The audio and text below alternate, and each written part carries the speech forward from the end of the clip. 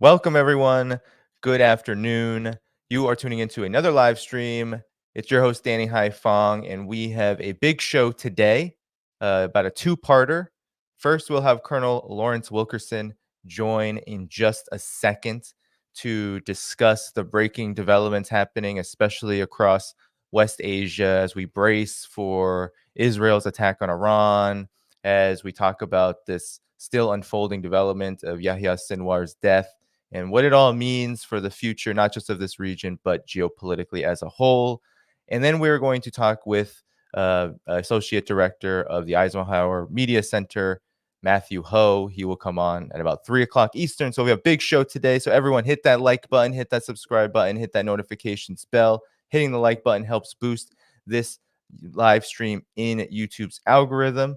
And without further ado, though, let us bring on Colonel Lawrence Wilkerson, returning back to the show. Thank you so much for coming back on again. Thanks for having me. Yes, so let's get to this breaking development. Hamas hasn't necessarily confirmed that this is true.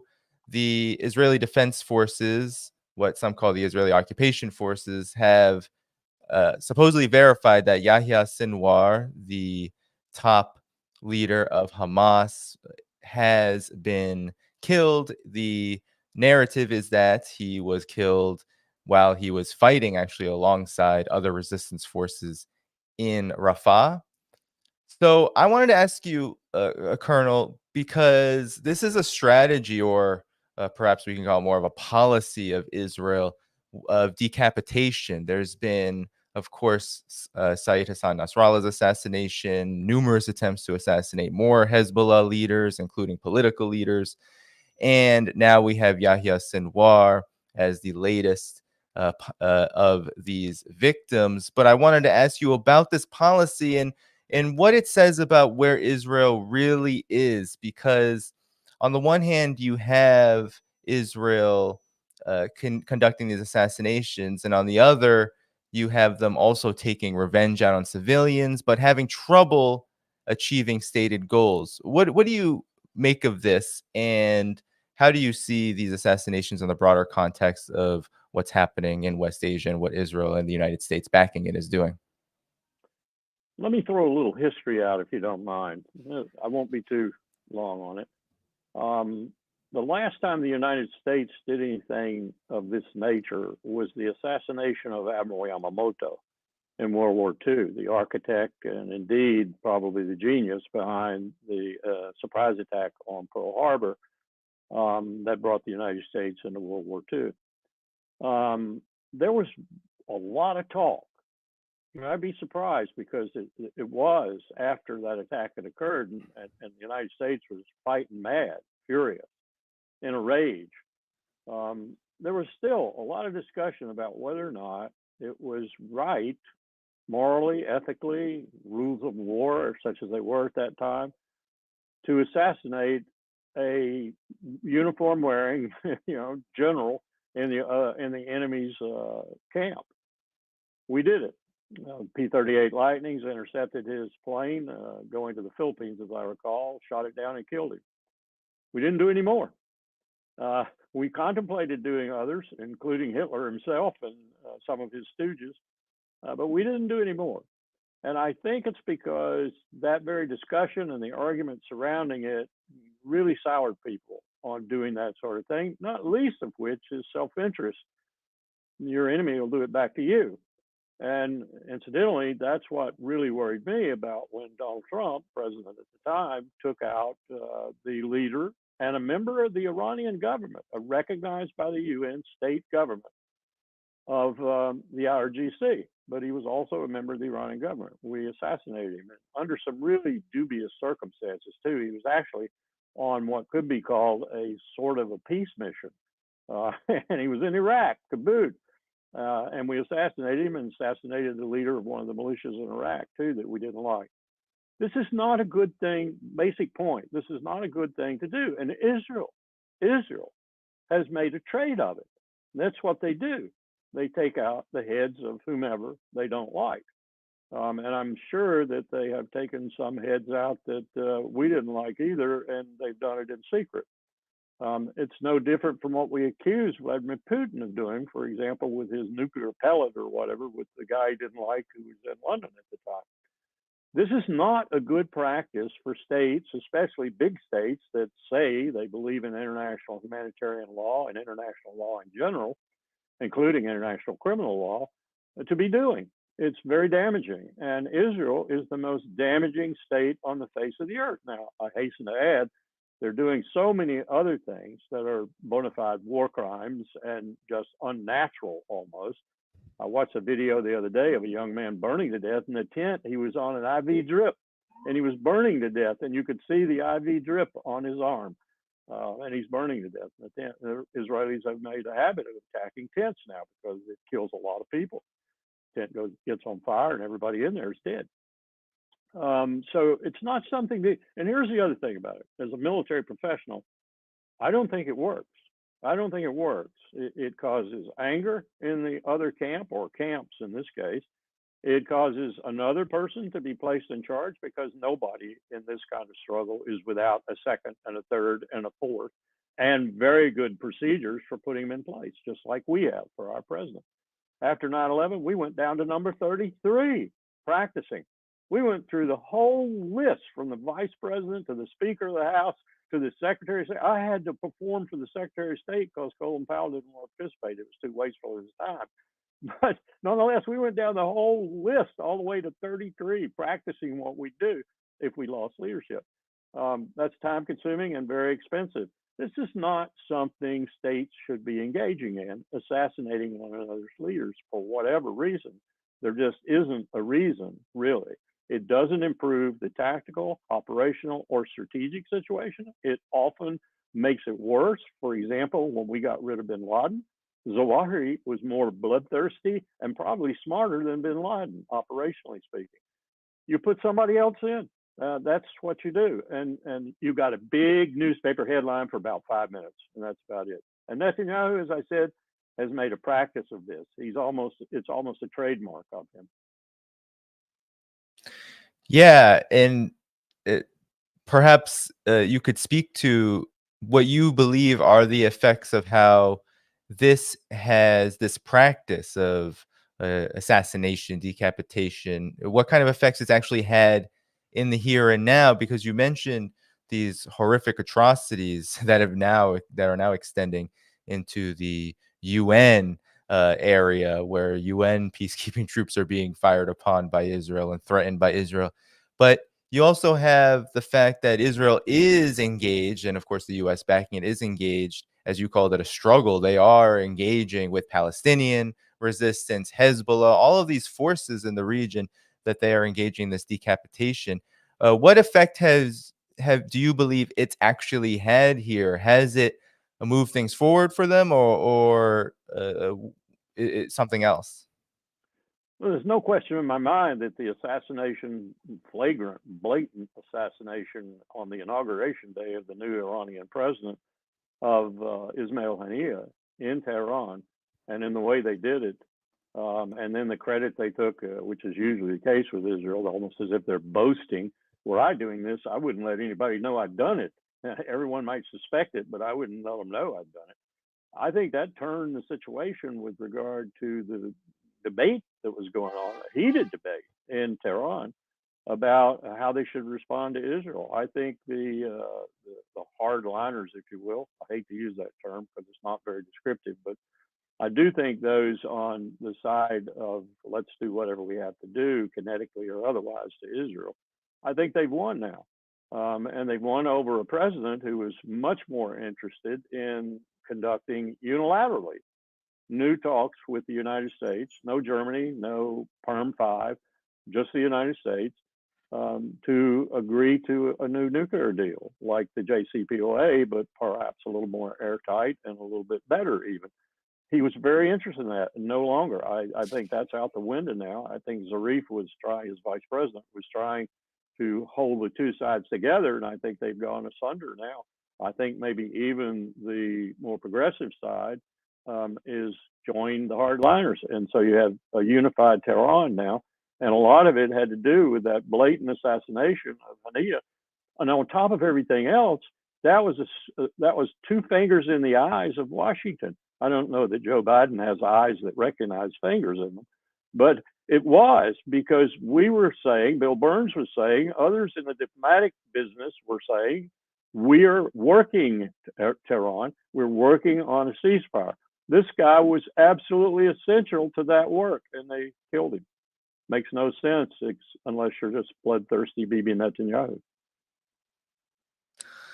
Yes, indeed. And we also have one of the things that I think is most difficult for Israel and the United States right now when it comes to the entire resistance is that it is, and it seems like it has become stronger and more unified over the course of this onslaught that Israel has been engaging in. And one example of this is Yemen. And now we have Ansar Allah has said that a recent use by the United States of these B2 bombers is a sign of desperation. What do you make of this campaign? Because we have not just the fighting in Gaza, not just the war and the genocide in Gaza that led to Sinwar's death. Not only what's happening in Lebanon, but we also have on all fronts Iran, of course, this threat of war, but Yemen is getting bombed as we speak. What do you make of the use of these B2 bombers to strike Yemen, and what effect will it have? I want to say it's almost the last gasp of the empire.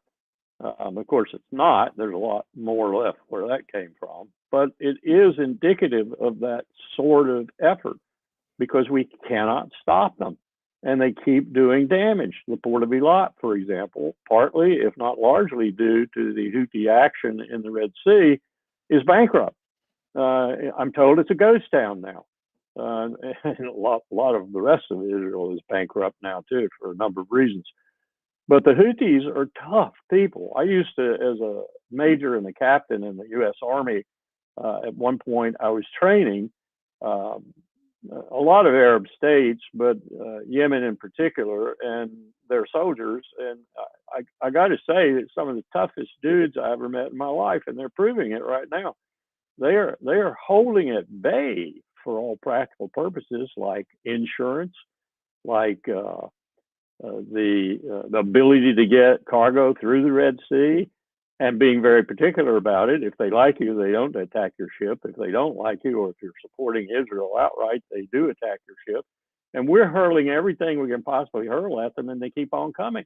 That, after having held off little Sparta, the UAE, and Saudi Arabia in condominium, so to speak, coalition that was mercilessly attacking them with our intelligence, our bombs, and our aircraft, and even more complicity than that. So these are tough people. I have to admire them. As a military professional, I have to admire them. They are holding several different entities that want to destroy them at bay, if not, in some respects, defeating them. And in this case, with regard to the Israelis, they're adding to the axis of resistance, as it were, and they're giving them a multi-front war that just might bring Israel to the brink. Yeah, I mean, in this multi-front war, you have, I mean, the reports about Yahya Sinwar dying with a rifle, an AK or an AK-47 in his hands, fighting with the resistance. So you have still Hamas and the Palestinian resistance as a whole still existing, although there are lots of claims, and I think a lot of people have been talking about, well, what state is it in, given the absolute carnage that has been rained upon Gaza. You also have, as you said, on the Yemen front, you have Ansar Allah really actually bringing heavy economic damage to Israel. But now you also have Hezbollah, while Lebanon is being inflicted upon, especially the southern Lebanon, just absolutely horrific civilian death tolls and loss by Israeli aerial bombing. You also have Hezbollah holding the line very hard. Actually, I don't know if you've seen reports about just every time Israel attempts to invade, they get pushed back dramatically. I think they've lost 4 tanks in the last 24 hours or something of that sort as they try their limited invasion. What do you make of all these developments in the course of what Israel says it is trying to do, which is, of course, decapitate and eliminate the so-called threats of the entire axis of resistance? Next to Iran, and some people would say Hezbollah is Iran and vice versa. I don't say that. Nasrallah was never Iran's puppet, never. We may have forced Hezbollah on the battlefield to become Iran's puppet now, which is another tragic development, because Hezbollah was actually doing what a lot of organizations that first start out as terrorist organizations do. It was morphing into a political entity. That's what Jamaat Islamiyah did in Southeast Asia. They are now coming in from the forest, if you will, and being forgiven and being incorporated in the political process. That's what the Muslim Brotherhood did, one wing of it anyway. One could say that Erdogan sprang from the Muslim Brotherhood. So that was a tragic development that Israel caused by killing Nasrallah. And now they're going to pay for it, as you just indicated, and I'm hearing they're paying for it dearly.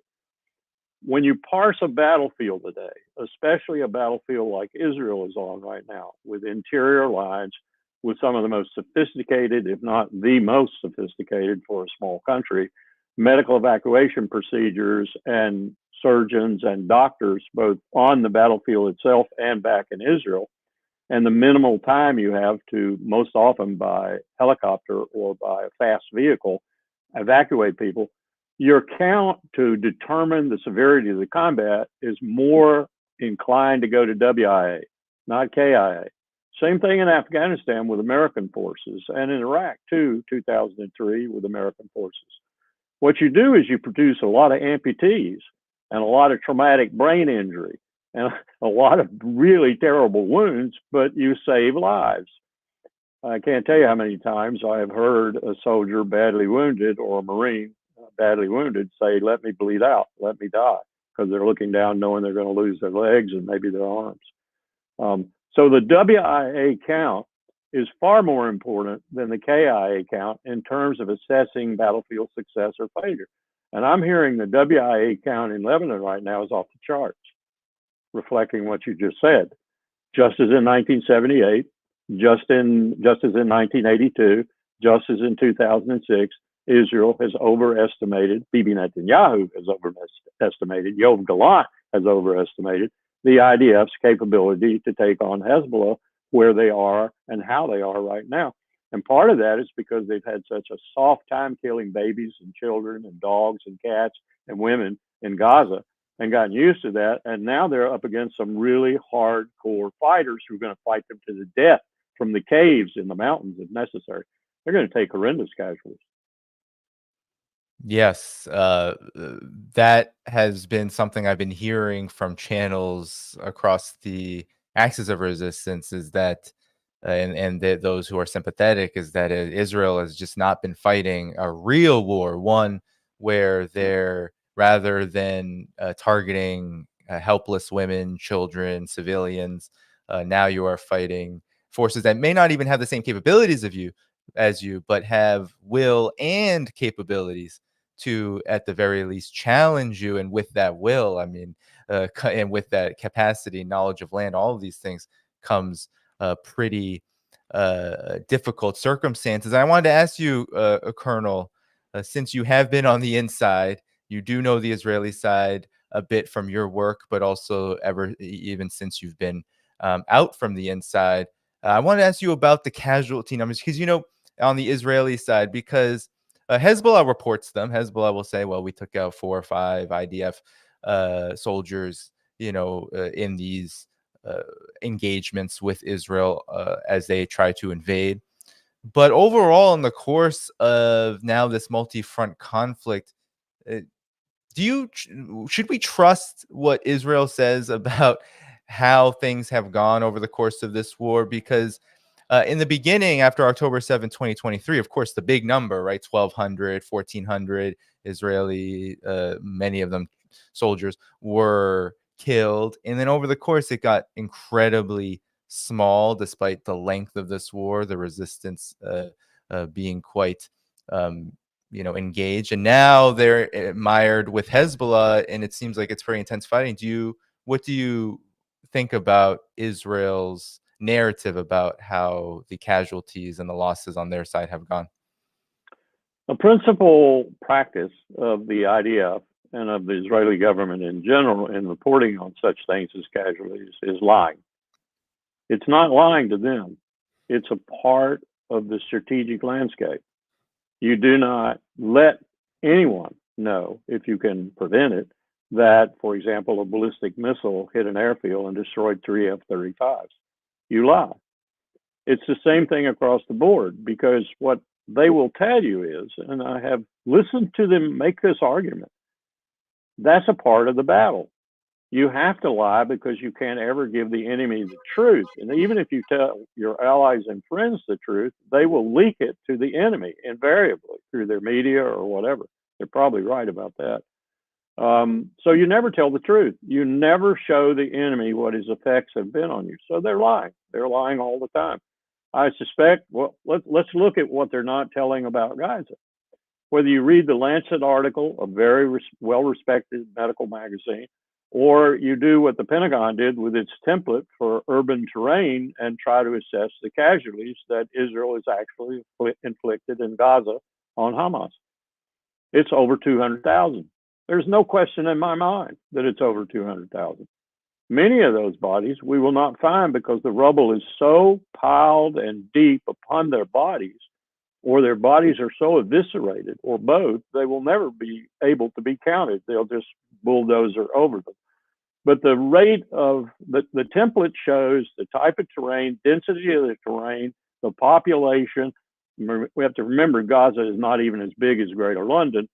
It shows the concrete, the rebar, all the different material, and all the different kinds of buildings and so forth. You put this template down and you say, and it's very accurate. We did it in Afghanistan, we did it in Iraq, we did it everywhere else we've been in modern times.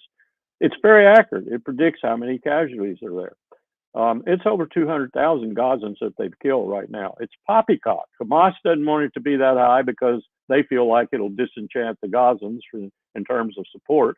I suspect that's happened a long time ago. And Israel doesn't want it that high because then the war crimes have even more credibility and have more weight in the international community. So they're lying. They continue to lie. And they're lying the same way about their own casualties, both wounded and killed, though, as I said, the killed is not nearly as high as the wounded. And the wounded is what to look at in terms of determining what's happening. In addition to that, they're lying about the missiles and what the missiles have done, both from Hezbollah, Houthis, and from Iran. Now, Iran, in its first strike in April, went out of its way to let the United States, and the United States let Saudi Arabia and Jordan and other countries that helped know where the missiles were coming, to their very trajectory and their track, so we could shoot them, most of them, down. But even then, a few got through. But the second wave that came in, many of them got through. Defied Iron Dome, defied our Aegis cruisers and Aegis-like systems, and they will defy everything we've sent over there when it happens again, like THAAD. THAAD is a joke in my eyes. THAAD's not going to do them any good with the few numbers that they have. The theater. It was the Theater High Altitude Air Defense, and then the Missile Defense Agency took it over, and now they call it the Terminal High Altitude Air Defense System. The secret to that really is not the missile itself so much as the radar and the sophistication of the radar. But you can just, you can swarm that and beat it too. So if another attack comes from Iran, and it is predicated upon a more devastating attack by Israel on Iran, whether it's all missiles or aircraft and missiles or all aircraft, and it doesn't matter what the targets are, though some will be more serious than others, of course, then Iran's going to devastate Israel, overwhelm everything and devastate Israel. And it will be the first time that in most of those Jewish Israelis' lives that they have seen this kind of devastation. I predict the population of Israel will go down by 2 million within 6 weeks. It's already gone down by 1 million. And there are people who are leaving. Putin reached out. You know, the latest great wave of immigrants was Russians. Putin reached out and said, come back and we'll make life good for you. You were a brain drain. You're engineers, scientists, and other people. Come back to Russia. We'll welcome you. We'll get you good jobs and everything else. There are some people going to take him up on that. Yeah. It's not safe anymore. It is not a safe haven anymore. Yeah, well, let's talk about this because, as you know, Colonel Wilkerson, Israel has said, Benjamin Netanyahu, Yoav Gallant, they say they're all on the same page now. They know what they're going to strike, when they're going to do it. They say it's going to happen before the November 5th elections. So they're going to strike Iran before the US election, November 5th. They claim that they're not going to hit that they're not going to hit non-military targets. So that was the controversy: oil, nuclear sites. The Biden administration did not want to see that occur just weeks before the general election. But could you talk about exactly what you believe what Israel might do here, and perhaps elaborate on what exactly the effect would be? Because Iran is saying they're going to strike decisively should any counter attack happen, because they're saying that the last one was deterrence. And if we look at what Iran did, that's exactly what it looks like. They only hit military targets. They didn't hurt anybody. There was debris that I think killed one person, but who knows how that debris got there. Yeah, Palestinian. That's what they keep saying. It's Palestinian. Look how bad Iran is. We don't even know how that happened. Was it, Iron Dome? We don't know anything. But what we do know is that Iran is saying the decisive blow will come back at Israel. So, Colonel Wilkerson, to you. If I crawled into the devious mind of Bibi Netanyahu, and I have no other clairvoyance at all with regard to him, but I have watched him for a long time, 15 years, I would say that first, this political maneuver by us, this joke of saying it must be 350 trucks a day, it would take 500 a day even to begin to relieve the situation in Gaza, but 350, we put that on it, that metric on it. If you don't do 350 a day, we're going to do something to you. And oh, by the way, it's going to be 30 days, 31 days, whatever the dictate was by Blinken and Austin. Well, that's just a crass political move, because that puts it after the election, and we're not going to do a damn thing. Doesn't matter whether it's 350 or none. So we're being crass, but Netanyahu has always been inside our crassness to be more crass and smarter. So what I would suspect he's going to do is he's going to conduct a strike on Iran that will demonstrate to everyone, he thinks, what he can do, much the way he did with Hodeidah, the port of Hodeidah. He's got the legs, he's got the tanking to get his aircraft 1,800 nautical miles away. He doesn't need the kinds of things that we would have thought he needed from us, because we've been sneaking tankers to him for 20 years. He's got his own tanking aircraft now. So he's going to do this. It's going to be precision. It's not going to be sustained over that long a period. And it is indeed going to hit precisely what he has said, military targets, the IRGC headquarters, maybe the Iranian regular army headquarters, maybe the Guardian Council. That's, to him, a military organization. It was one to Donald Trump, too. And maybe some other things, maybe some of the bases or whatever, the ballistic missile sites, those sorts of things. And then he's going to come home and he's going to say, okay, I did mine, and it was within the parameters you established, Lloyd and Tony. And then Iran's going to come back devastatingly. And then he's going to use that as casus belli. And all bets are off then, and he's going to expect us to be with him.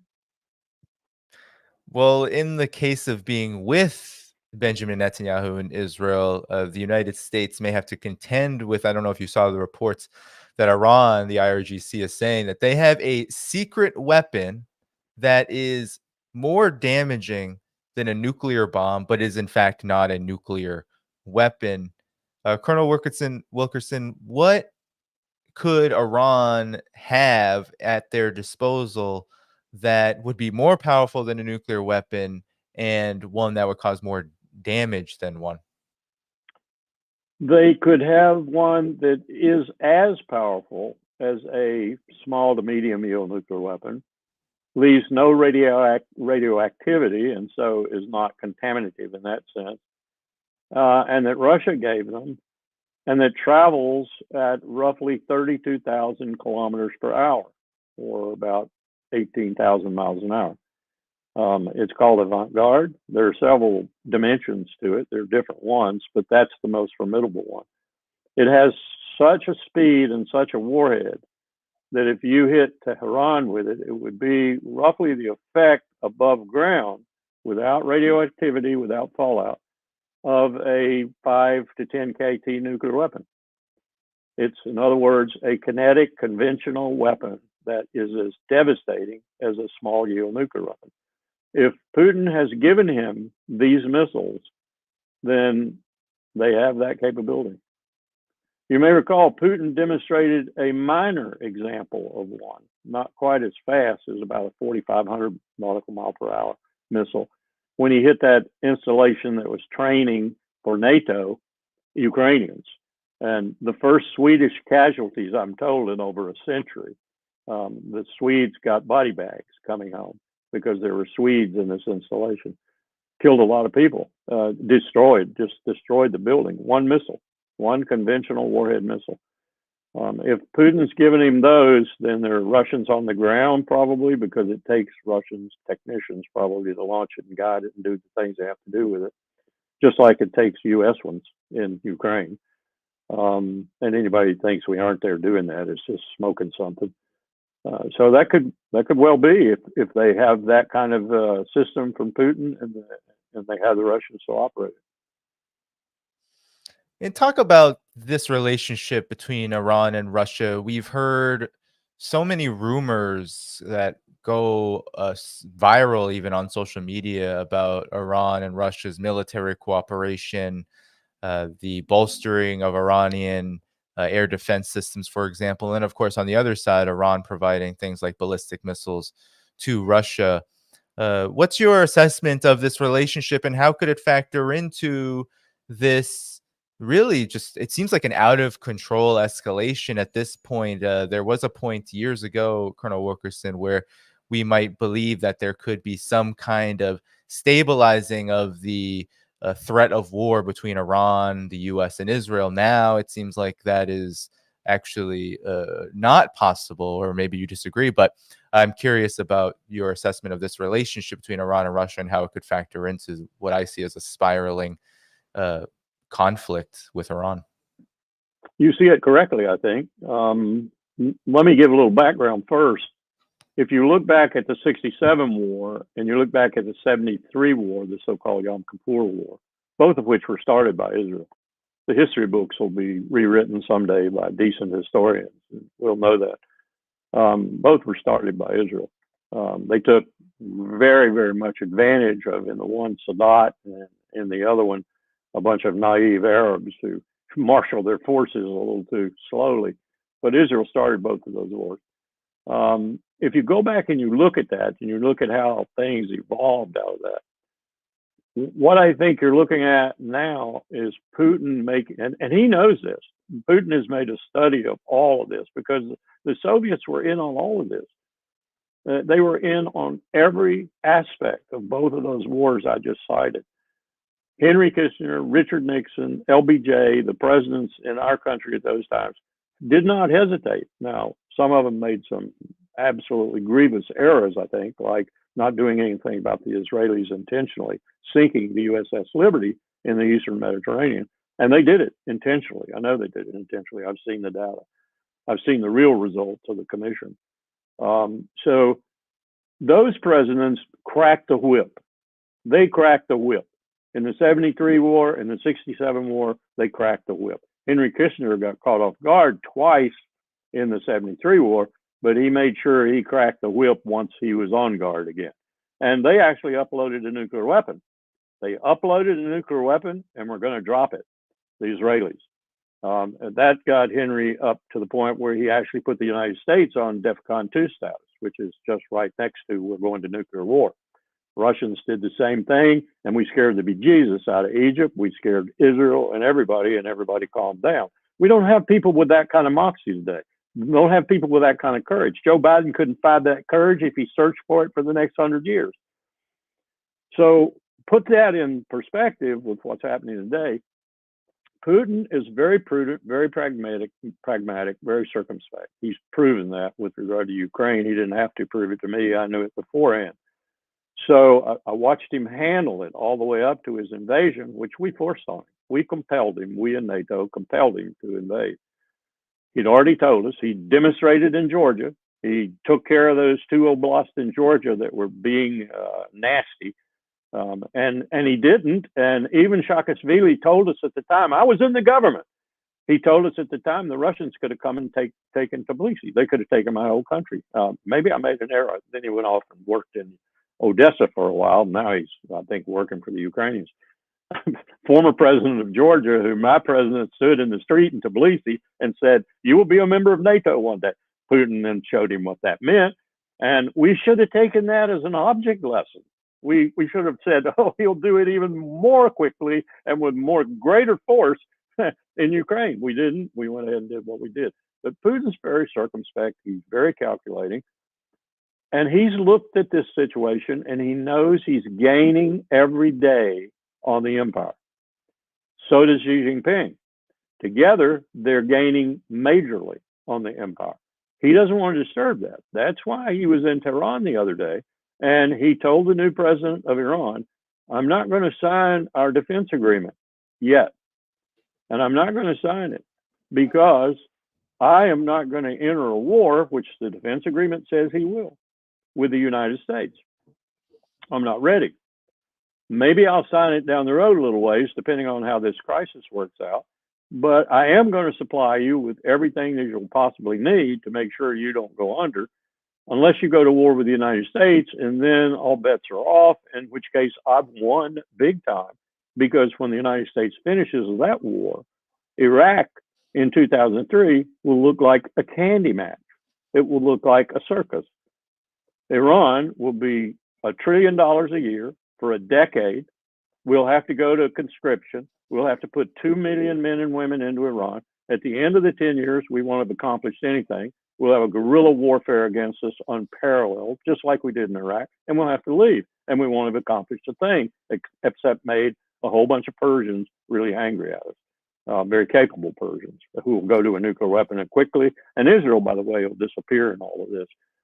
So that's what Putin's looking at. And he's very astute. He wants to get a leg up on the people who've embarrassed him, who've attacked him and killed hundreds of thousands of his men and women.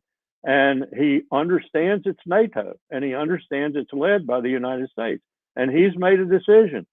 In the future, if I have to fight these people, which there is a prospect of, I'm going to have bled them so badly that I won't have any problem defeating them. And that's what he's about right now. And Xi Jinping has agreed.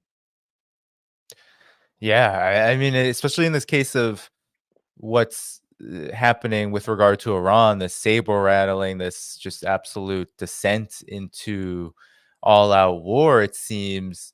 This scenario also doesn't factor in, Colonel Wilkerson, the fact that Iran is not going to be operating on its own here. Not only do you have the Russia factor, the fact that Russia has been bolstering the Iranian side, given their relationship, of course, with all that pragmatism that you laid out there.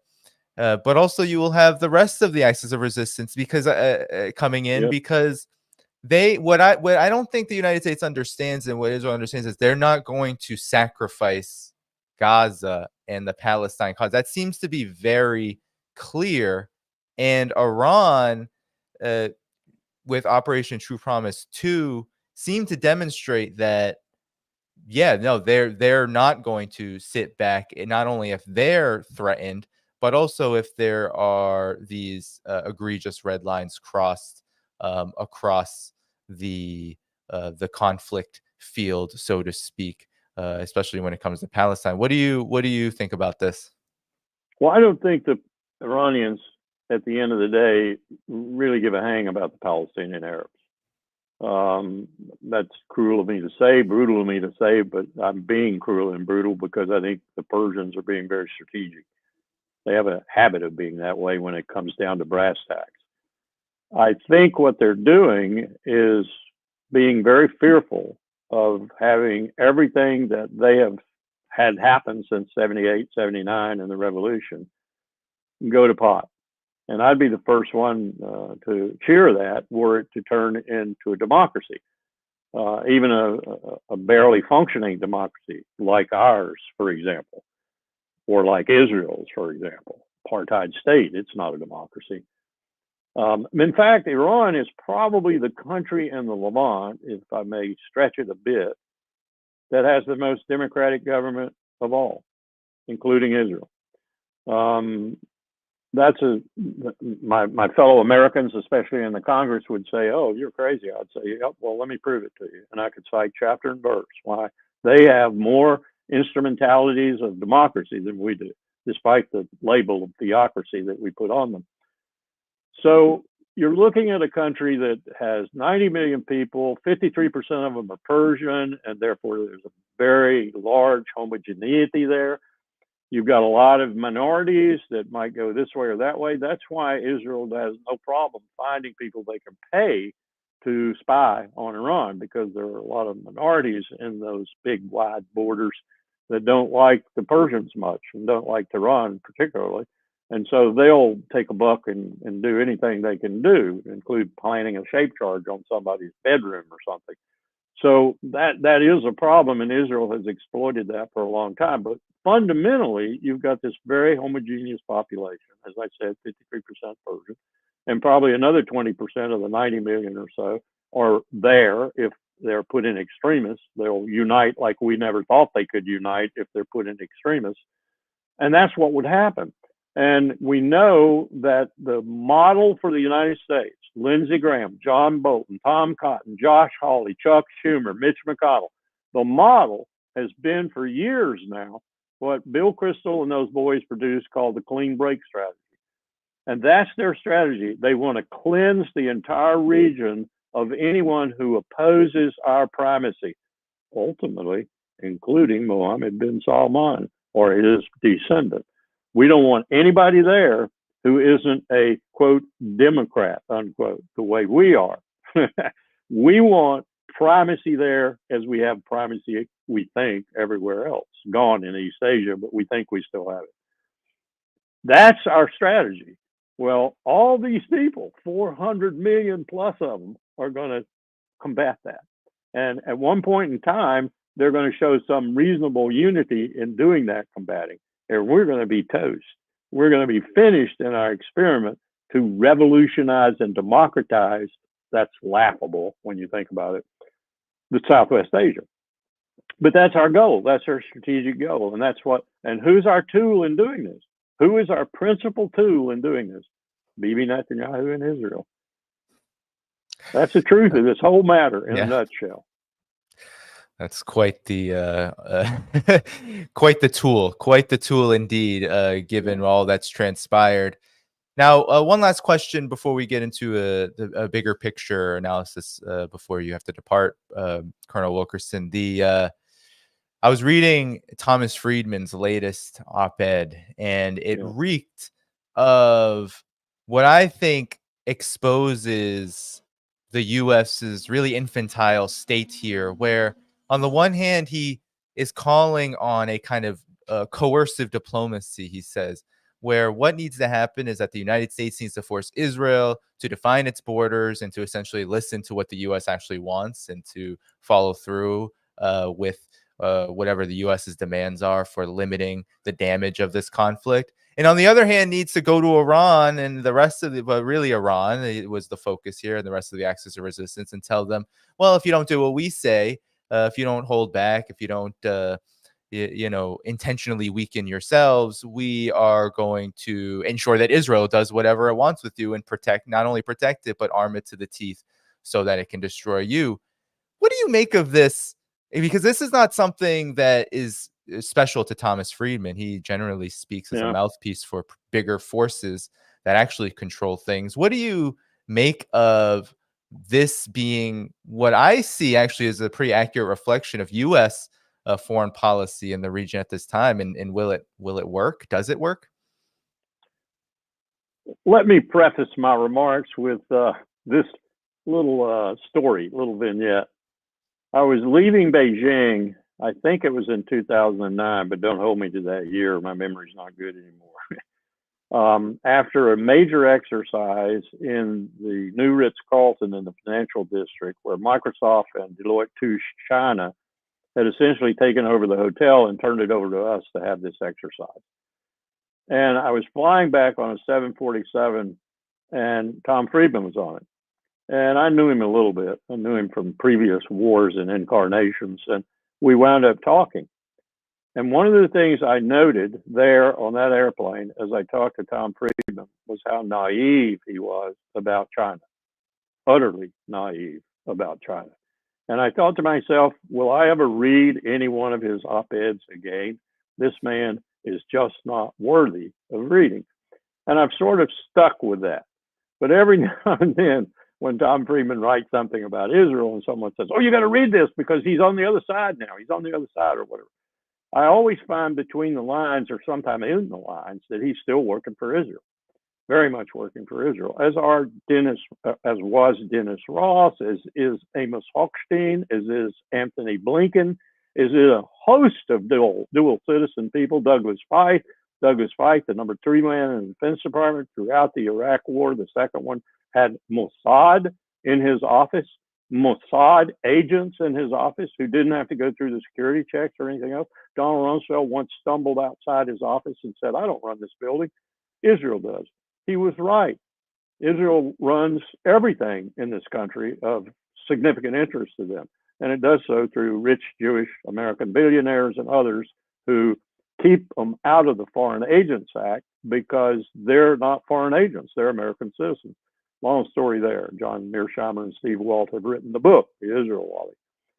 So what do you get when you look at this from the range that I look at it from is you understand that there are people in this country, I'll call them plants. There are people in this country who go from one side to the other side and do a jockeying act. David Ignatius is one and a host of others, but they're basically tools of Israel. I even think, and I can't prove this, and Jeremy Ben-Ami would be angry with me for saying this, but I actually think that AIPAC is the hard side and J Street is the soft side. So what the Israeli leadership has done over the years is decided that one day AIPAC will be inundated with so much criticism, we'll have to shut it down. We'll have J Street, and J Street will still be there. Very smart, very astute to do that sort of thing.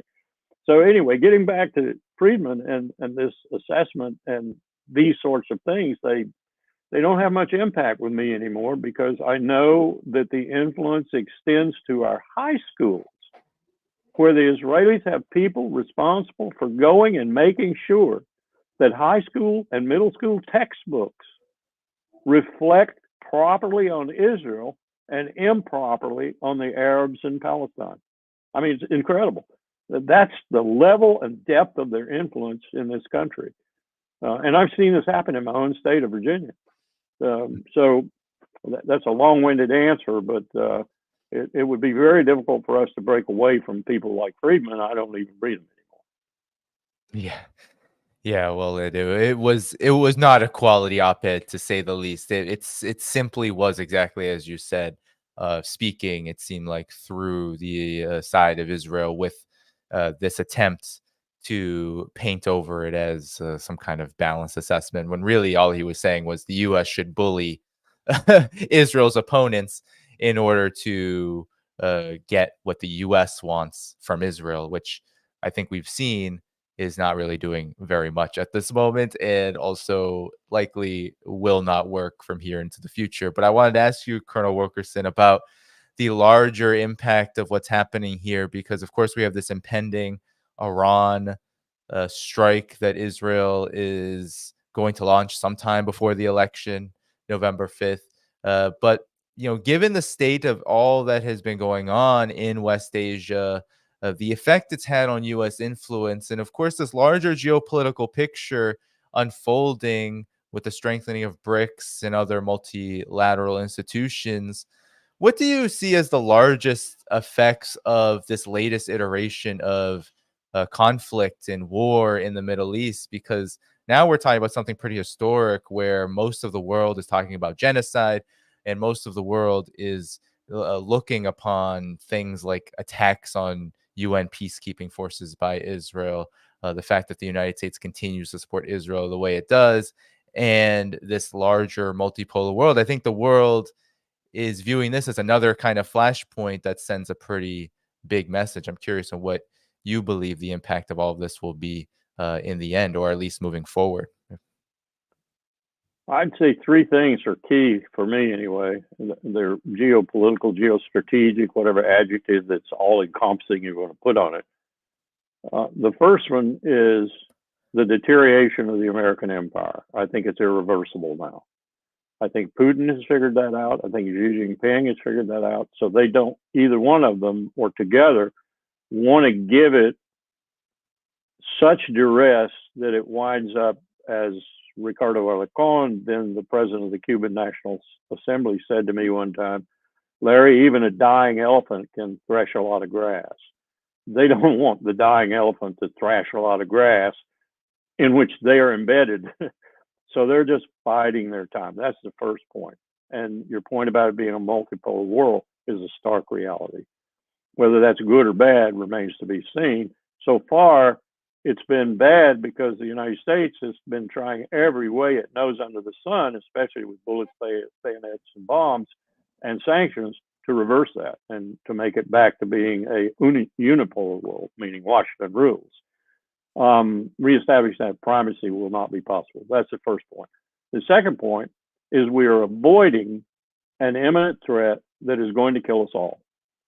We have disarmed the world, we single-handedly, the empire, of all of its nuclear weapons treaties, from the anti-ballistic missile treaty, which my president, George W. Bush, abrogated overnight virtually, to the most important treaty of them all, the Intermediate Nuclear Force Treaty, which disestablished an entire class of missiles, the most dangerous class, to ultimately New START, because Putin, under the present circumstances, I don't blame him, is never going to agree to extend that. So that's the second point. We are the first empire in 5,000 years, 3,000 years of which we know a great deal about and are learning more every day through archaeology and so forth. 3,000 years we know a lot about. We are the first empire of the hundreds upon hundreds in that sweep of millennia to have the technical means to destroy ourselves. Others, the Eastern or Western Roman, the Persian, the Mongol, the Mughal, the Ottoman, the British, probably would have destroyed themselves had they had the means, but they didn't have the means. Today we have the means, and we still have the probability. The third thing is, looming on the horizon, not so far away at all, is the climate crisis, which is also going to eat all our lunches and destroy us, maybe the whole human race. Earth's still going to be here. It's going to burn out in the sun in 4.5 billion years or whatever, but we aren't going to be on it. And we aren't paying any attention to any of that. Well, what's so interesting is that these endless wars, Colonel Wilkerson, only make the destruction of the natural environment that much worse. The U.S. has, of course, accounted for nearly $1 trillion in investment in this endless war machine, but of course, it's many more trillions than that unaccounted for. And we're the biggest polluter in the world. Exactly, and it's the biggest. And the global South knows that. Yes, it does, and of course, there's this a reality too, Colonel Wilkerson. You mentioned as well the ability to destroy oneself that the United States possesses with nuclear weapons, but it also appears that now we have another flashpoint. You know, with Russia, it's gotten to this point over the Ukraine conflict where we are closer to nuclear war than we've ever been with Russia, perhaps. And in now, Gaza too. Yes, that's what I was going to say. And now Gaza and this larger West Asia regional war is also proliferating. And then you have China, which is also a nuclear power, and the United States has not stopped. I mean, it has not stopped its build up toward a conflict in the future, a kinetic conflict with China in the future. So, Colonel Wilkerson, perhaps you can speak to this nuclear threat, maybe beginning with West Asia, because this is one I think most people don't really understand as a threat as much, perhaps, as the other flashpoints. Well, if you're including Pakistan and India in it, of course, that's been the point that I had most personal interest in 2002, for example, when my boss raced off to Islamabad to lecture Pervez Musharraf, then president and general, in Pakistan, and the deputy rushed off to New Delhi to lecture them. We came very close to a nuclear war there. But I think you're probably pointing more pointedly at the possibility that Iran will be compelled to build a nuclear weapon. I think Saudi Arabia will execute its contract with Islamabad and have 30 warheads overnight. I do think that contract exists. I think Mohammed bin Salman gave Islamabad $20 billion for that contract. And so Saudi Arabia will be another power. Little Sparta, United Arab Emirates, they're going to get one too. They probably have a contract with Islamabad also. This is all a hangover from the AQ Khan network. The father of the atom bomb in Pakistan is not dead in that sense. So you're going to have, instead of 9 nuclear weapon owning states, you're going to have 11 or 12 overnight, 3 very dangerous ones, including Israel, probably the most dangerous of all, in the Levant, in Southwest Asia. So you're looking at a recipe for not just Ukraine and what you mentioned for the potential there, Netanyahu getting in an existential situation and uploading another nuclear weapon, just like they did in '73, and using it. And you're looking at this proliferation. Not a good picture, not a good picture at all. And again, as you intimated, no one is really paying, in the nuclear weapons sense, no one's really paying a whole lot of attention to it. Yes, indeed. Yes, indeed. And I wanted to, let me just add, yes. One of the first things I would do if I were king for a day and could start a new nuclear weapons regime would be to drag Israel kicking and screaming into the non-proliferation treaty and into the regime.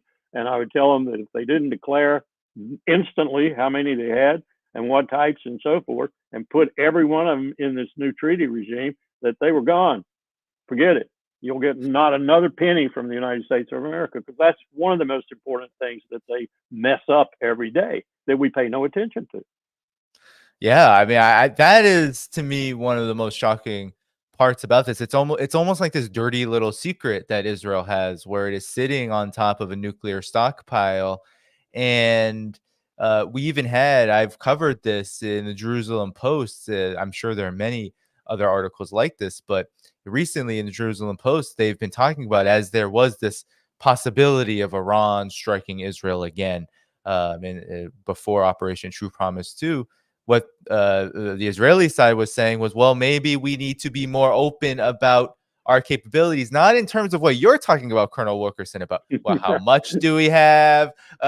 Should we report it? Should we join non-proliferation? No, but rather as saying, no, we have them. We're not going to tell you how many. We're not going to, but let's just say we have them and we're going to use them if we want to against you. That was really what was being said. So I guess your thoughts on this kind of posture, because generally this dirty little secret has been entirely a secret, because Israel does a lot of things entirely in secret. Right. Whenever something, as you said, missiles, whenever drones hit Israel, whenever casualties are had on the Israeli side, whenever Israel does something absolutely horrific in Syria or elsewhere, Gaza, they say, oh, we don't know yet if we've done it. We don't know. Maybe we've done it. No, we didn't do it. But here they seem to be saying, well, we have nuclear weapons and we might use them against you. That seems to be perhaps I don't know if it's an imminent policy prescription on the Israeli side, but there's contemplation about it. So I'm curious on your thoughts about this. Well, they scare me. They scare me really, more so than Putin or any other nuclear weapon state in the world. Even India and Pakistan now seem to have learned their lessons. They didn't even have permissive action locks on their weapons. We had to tell them, hey, you know, you got these things you put on there, 2 keys, takes 2 people. Musharraf was later in Powell's office, and he was talking to him about other things, and they got to talking about that incidentally. And he said, thank you for coming. We learned a lot. We also taught them escalation theory. And if you shoot 20, what do you think they'll do? Well, they'll shoot 20 back. No, they'll shoot 100 back. Well, then we'll shoot 150 back. Yeah, that's what we mean by escalation theory. So I think it's the scariest thing in the nuclear world that we see Netanyahu for what he really is now, a beast, and that he owns nuclear weapons. That's scary. That's very scary. Colonel Wilkerson, it's been a great pleasure to have you on the program again. We'll have to do this again sometime. We will actually be meeting in person, everybody. You can come to Hey, this event. We are going to be meeting in person at the Tudor Steakhouse in New York City. You can find it. Scott Ritter is helping to organize it, a mutual friend. You can find that in the video description below. We still have a lot of show to go, but be sure to register. There's only 120 seats, but given the topics, I am speaking on a panel. It might be your panel. There's only two, one on free speech and one on the threat of nuclear war. It's almost likely I'll be on the nuclear war side, and you will be too. So it'll be great to meet you. Is there anything you want to say about this event and the goings on? I know that there's an event before that. I don't know if you're speaking in that as well the day before. yeah, I think the Schiller Institute. I think they're going to be the same people you outlined there, plus a few more are going to be talking also, and a lot of it is going to be around the nuclear threat. Amazing. Colonel Wilkerson, thanks so much. Have a good rest of your day, and I will You talk too. to you again. Bye-bye. Thank you for what you do. Appreciate it. Thanks so much. Take care. But we are not finished, because we are going to get right to it. We have former U.S. Marine Corps captain, first time on the program, associate director, I believe, of the Eisenhower Media Institute, Matthew Ho. Matt, thanks so much for coming on the program. Hi, Danny. Thanks, sir. Thank you so much for having me on. Excuse me. Of course. Well, how about we begin with this? Because given your experience and all that has led you to this point in speaking out on geopolitics and for peace, let's talk about what's going on in West Asia right now. Not only do you have the assassination of Yahya Sinwar and other decapitation by Israel, but you also have Israel seemingly bogged down in a quagmire on the Lebanese border against Hezbollah, civilian strikes incessantly by Israel on Lebanon, and we also have, of course, all this talk about the UN being attacked by Israel, and of course this looming threat of a war with Iran. So there's many fronts here. Yemen is being bombed as we speak. You have much experience in the area of Middle East conflict personally,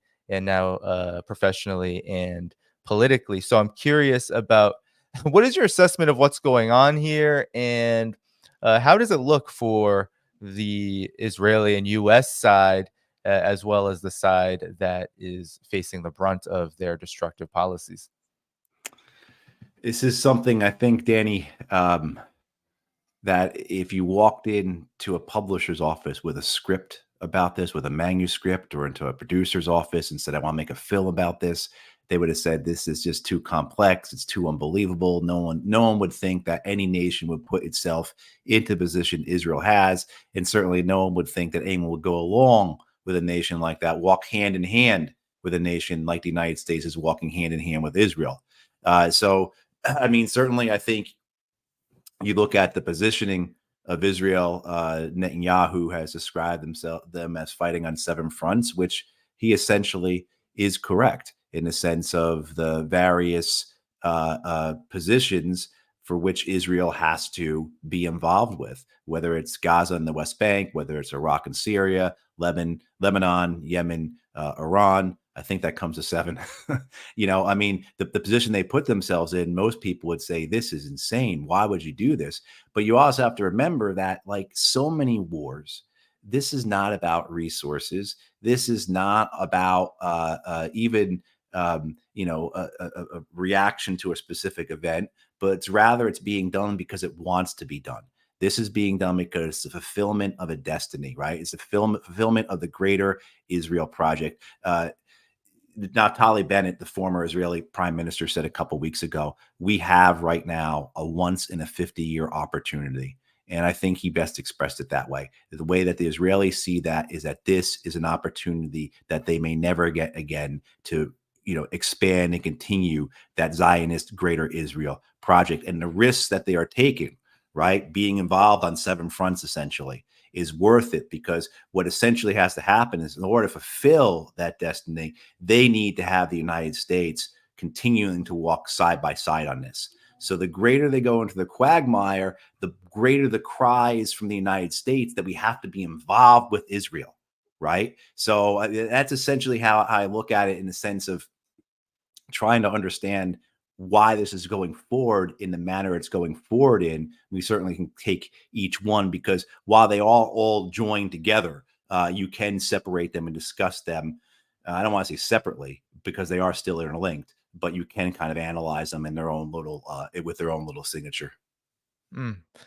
Yeah, and indeed. And you said something very interesting, that this may be the last time that Israel can engage with this goal of a greater Israel. I'm curious on what you mean by that, because what I'm seeing is Israel causing a whole lot of destruction, of course, with U.S. weapons, Mhm. and also U.S. military support outright, as we see in Yemen right now, with the bombings using B2 bombers to decimate the capital.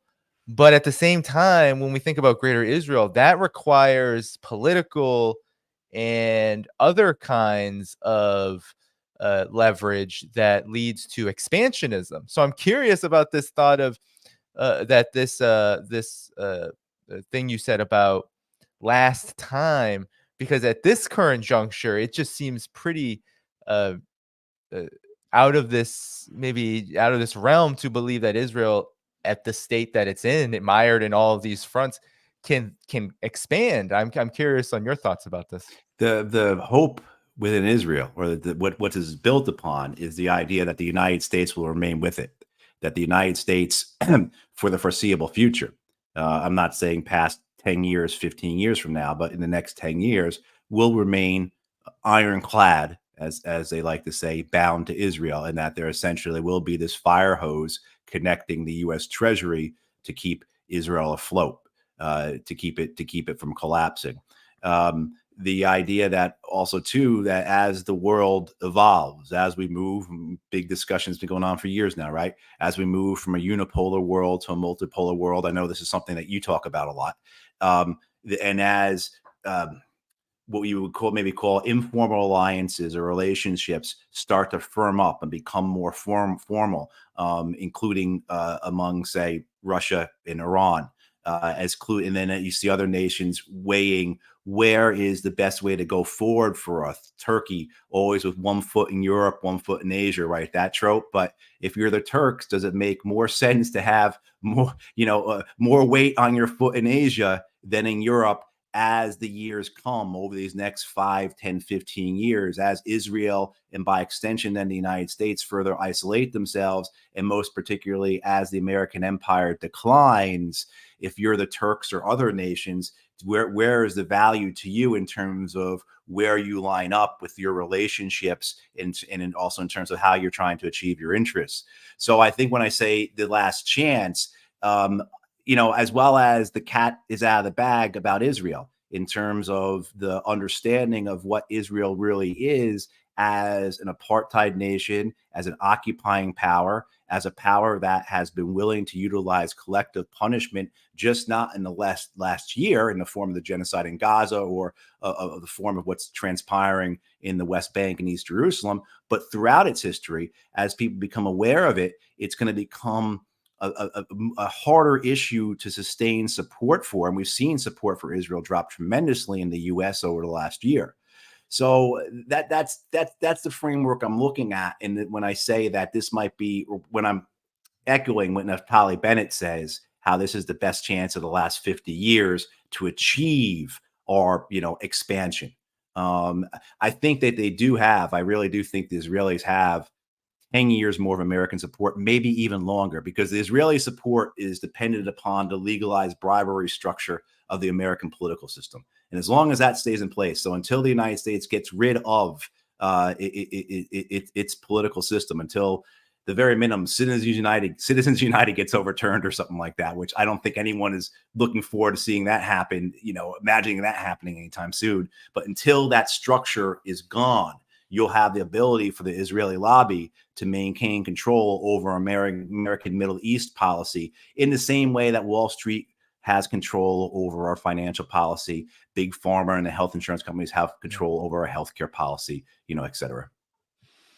Yeah, very good points. And to these points, Matt, there's this reality that I've been witnessing where we have, let's just take the case of West Asia right now. You mentioned the 7 fronts, uh, uh, whether it's Hezbollah and the trouble that Israel is having. They thought they had it all made after the assassination of Sayyid Hassan Nasrallah.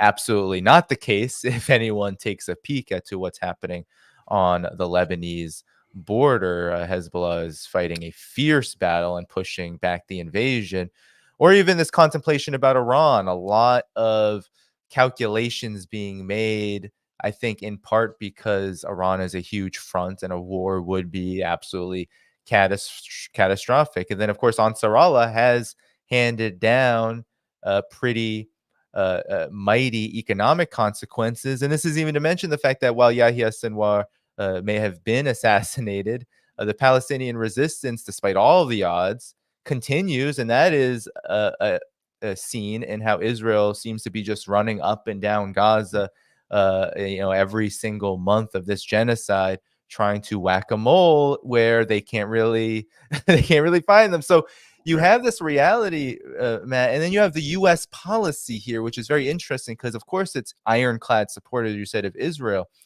But the United States also has, they write it, they talk about it in the op-eds and in the editorials of places like the Wall Street Journal, even, where they talk about, well, we should regime change Lebanon and get rid of Hezbollah's political power there. We should, Iran should be regime changed, right?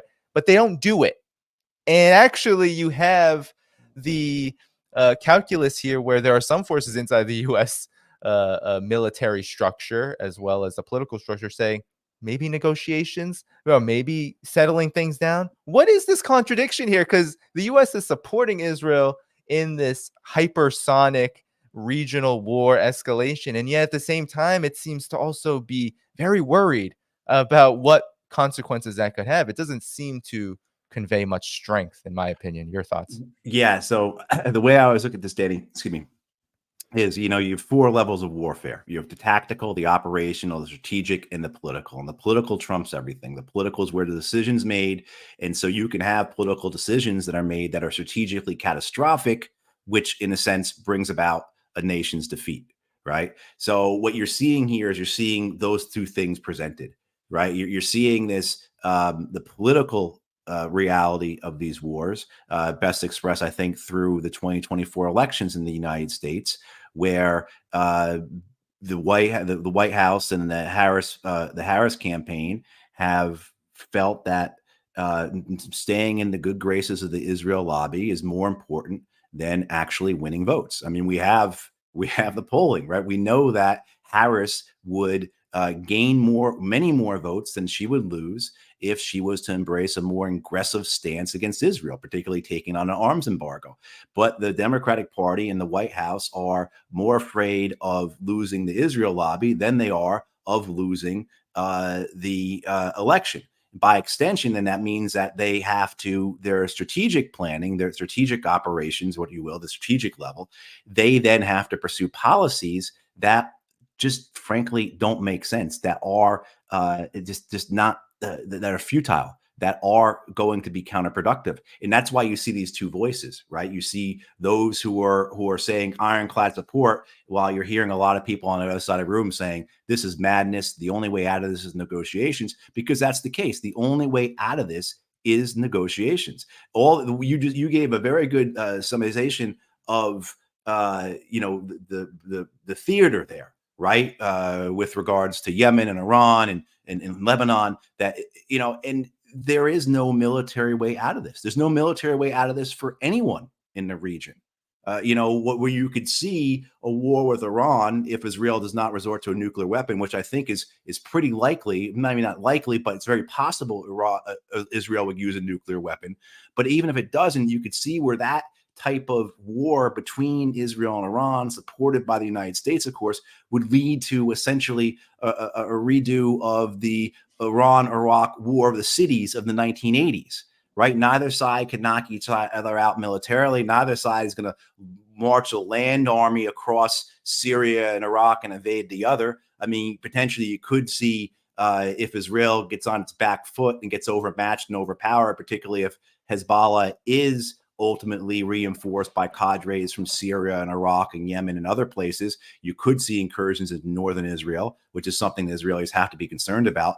But ultimately, you know, these guys, essentially, the way I see is that the continued destruction of the Palestinian people, rapid in Gaza, slow, but nonetheless taking place in the West Bank and East Jerusalem, leading towards annexation.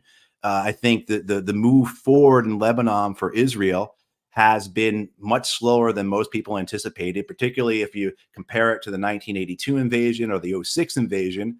But as much as it, I agree, has a lot to do with the fighting aspect, with the wherewithal, the tenacity, the competence of Hezbollah in terms of countering Israel, I think it's also Israel's approach is much more slower and much more methodical than what we've seen before, in the sense basically being a scorched earth policy, but in reverse, right? Scorched earth, usually as you're retreating, you destroy everything so that the enemy has nothing to gain from what they capture. In this case, I think what they're doing going forward is they're essentially carrying out their genocide that they carried out in Gaza in Lebanon.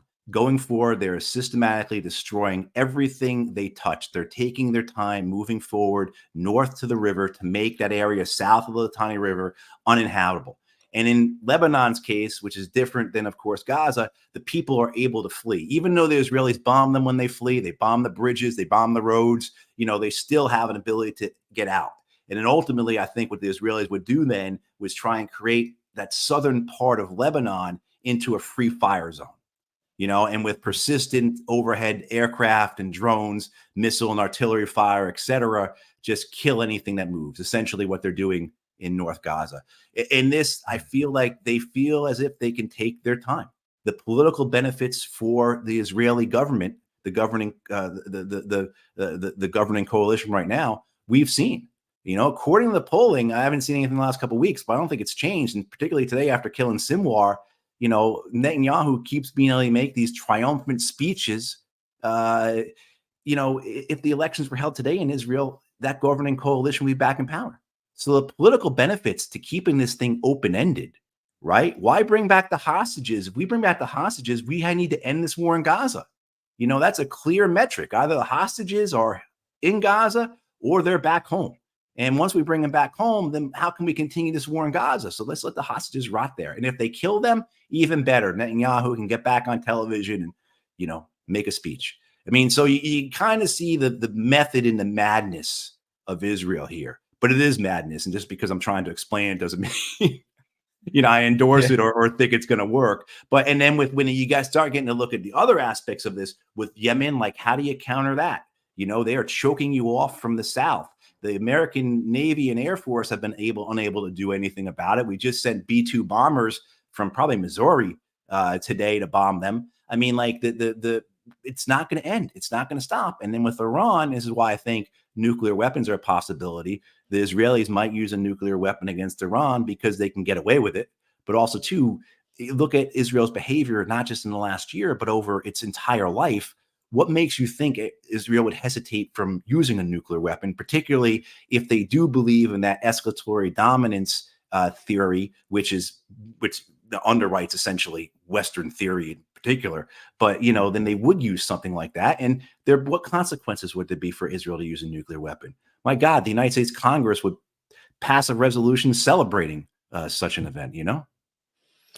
Yeah, I mean, I can't imagine that the United States isn't looking at this too with perhaps this view of, while the U.S. doesn't necessarily want to see all of West Asia up in flames in a fiery inferno that destroys all of its dominance, it also sees Israel's aggression as a useful prelude, perhaps, to bigger conflicts, because we've been talking a lot about over the past few years, what's happening with Russia, Ukraine, build up toward China. But the link to me has always been, it seems that the destruction that the US and Israel have been laying upon West Asia is directly connected to this road to both Russia and China as a way to also cut them off from the ability to trade with Europe, especially on the China side. So there seems to be many various interests of why this is all occurring. But as you said, Matthew, I want your take on this too, is can it actually work? You said kill everything that moves, and I have to believe that Hezbollah, the resistance as a whole, all these fronts, Yemen, and what the Ansarallah and the Houthis have gone through over the past 10 years, they have to I have to believe that they understand that that's the strategy, that's what's going on. And even with these B2 bombers, Ansarallah came right out and said, well, they didn't get anything. They destroyed a lot of things, but they didn't get any of what we've got, which we don't know how true that is or not. But the fact that they're willing to say it makes me believe that there's some truth to it. But your thoughts? Well, yeah, I mean, in taking case the Yemenis answer a lot. I mean, they for 7 years, the Saudis and the Emiratis did their best with full American support to destroy them. They starved to death 400,000 Yemenis, and look where we're at now. I mean, so to think that any degree of firepower put onto Yemen is going to change the outcome in all of this is just, it's foolishness. But, I think we have to go back and look at empire in general, right? The understanding of empire. Empire can never lose. Empire can never regress. It can never be diminished. That's just a fundamental rule of being an empire. And so that's what we're seeing here, where regardless of what's practical, what's doable, what makes sense, the American empire is going to do what it can to maintain itself. Going forward with all this, the ability to sustain it becomes a real issue, right? The ability for the U.S. empire to sustain itself in doing all of this. Certainly, and this links into other things. This links into Ukraine. The United States can't continue to support Israel in the way it's doing, particularly providing air defenses to Israel and give the Ukrainians at the same time. So now priorities have to be made, and then that causes unrest, that causes tension, that causes hurt feelings, if you will. So there are things here that are compounding upon each other, right? That are, as we move forward, that are snowballing, if you will, into larger problems that will appear later. But in the meantime, this is what you're looking at. You're looking at the Israelis conducting these operations in this manner against foes who have expected it, who have prepared for it, who are very competent, right? Who are very skilled. I mean, to take Hezbollah, certainly they're, as people have been saying, they can claim that they've defeated the Israelis twice in 2000 and in 2006. They're the only ones out there who've been able to take back land from the Israelis. But also too, then more recently, their experience in Syria. So they have, and the same for the Yemenis, and the same for the Islamic resistance of Iraq and the Popular Mobilization Forces. I mean, so the potential here for those forces to be put into ground combat action is something I think that the axis of resistance needs to find a way to do. And it's something that the Israelis need to resolve or need to avoid. And so that's why I think this idea in Lebanon turning into a free fire zone may be where the Israelis want to go to, because garrisoning southern Lebanon in a traditional sense, in the way they did in the 80s and 90s, is a way that just leads right into the strengths of the axis of resistance. So, but again, you see the political decisions being made here. Netanyahu, a month ago or so, makes a very clear political statement when he links the war, and it had already been linked, the war against Hezbollah with the war against the Palestinians. But he makes it even more clear when he says, the goal of this war is to get our people back into northern Israel, to get the settlers back into northern Israel. Well, again, like the hostages, that's a very clear metric. Either the settlers are still in the hotels in Tel Aviv or Jaffa or wherever they are, or they're back in their homes on the Lebanese border.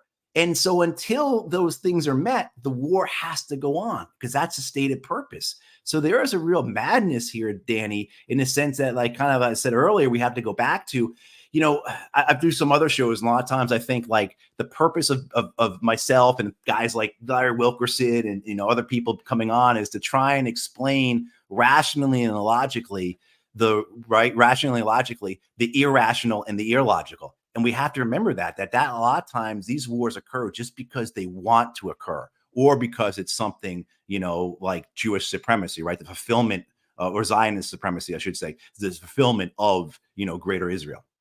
Mm. I mean, those are all good points. And that leads me to a question that came up as you were speaking.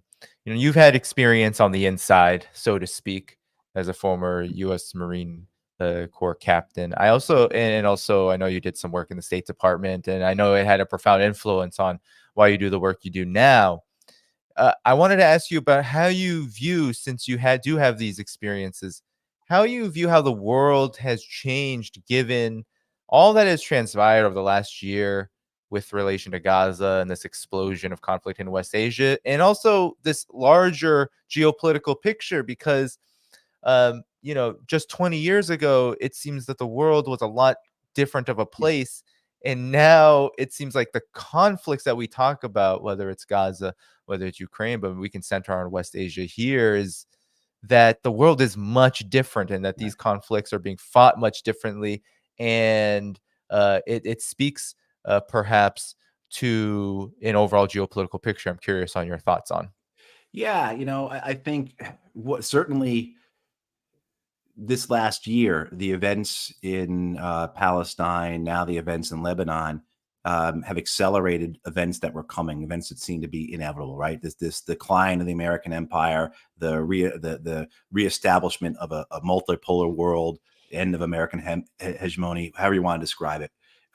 It feels as if, you know, you've pushed the accelerate button during this last year, and so those things that I think were necessarily coming are arriving sooner. And I think a good conversation is something about BRICS, where BRICS has been around for 15, 20 years now. I mean, you know this better than I do. And the how quickly it has evolved, how quickly it has become something that it can't just be scoffed at or ignored or laughed at in the West any longer. It has to be taken seriously.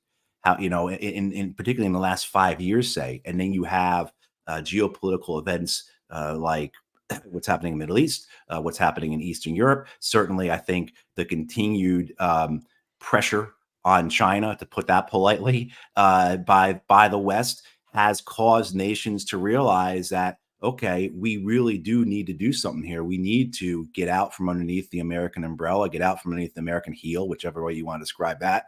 And so I think this past year has made, in many ways, it's made clearer those distinctions, but it's also brought them up. It's also brought them up faster, right? So whereas maybe in without what has occurred in the last year in Gaza, let's go back to Turkey. In the last year in Gaza, last year in Lebanon, the Turks may not have been so aggressive in their move to the east, for lack of a better term, right? But this year has really forced them to realize the consequences of being a part of this current status quo, this current American empire equation. So I think that's really for me, what I'm seeing is what I think is happening is just what was going to come anyway. It's just really been sped up. It's been accelerated because the consequences of all this, the reality of it, and the understanding by nations that we have to do something. We have to do our own thing. We have to act on our own, because it's not just the American empire that's dangerous, but believing that the international institutions as they stand are going to protect us or serve us is, to put it simply, being naive. Yeah, I mean, you have Israel with the U.S. not sanctioning it publicly, but certainly giving it cover and not doing anything about it of consequence. Israel literally firing upon UN peacekeeping forces. I mean, this is one of the most egregious examples of exactly what you state there. This fact that these international institutions are not geared toward stopping this kind of carnage. But I'm curious then, because historically we look at this and we see that, of course, we've been looking upon this like live stream genocide for over a year with absolute horror, and many of us have known that this is not necessarily new. It's just an incredibly and extremely cruel and unusual escalation of what's been happening for many decades. And at the same time, U.S. support for Israel isn't new, but the situation in the region is much different than what it was, say, 2 decades ago, Matt. And I'm curious what has changed in West Asia, because on the one hand you have all of this barbarism and just huge loss of life, and on the other hand you have, as we've been speaking about, all of these fronts that maybe 20 years ago weren't as intimidating, perhaps, as they may be now to the U.S. side in particular, which from the outside hopes to configure an arrangement that works best for the U.S. empire's interests. Well, I mean, go back 20 years, it's the fall of '04, and the United States has been in Iraq for 18 months or so at this point, invaded and occupied Iraq. And the instability that comes forward from that, and then the reshaping of the region that comes particularly from the impact of that,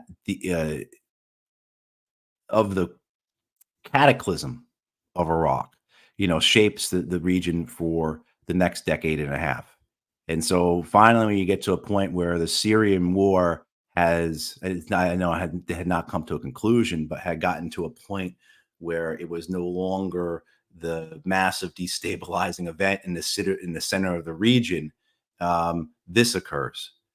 I mean, what I look at it in the sense that there are differences, but again, what you have what makes none of those differences, to me, not as important as the fact that the most important thing is the American presence in the region and the American support for Israel.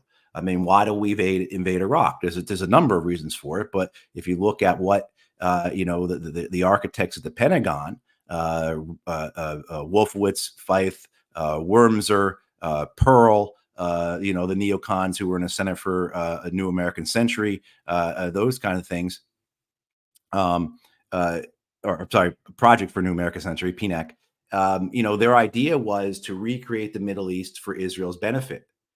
And so a decade and a half after that has finally failed, after that has essentially been, okay, this project is over, we now have what's occurring with Gaza, with the West Bank, with Lebanon. And again, you have the full American weight, it's full American involvement in that allows for it to happen. So where 2 decades ago we were, I'll put this, the active, right, and a driver of the instability in the region, the chaos, the calamity, the death, the destruction.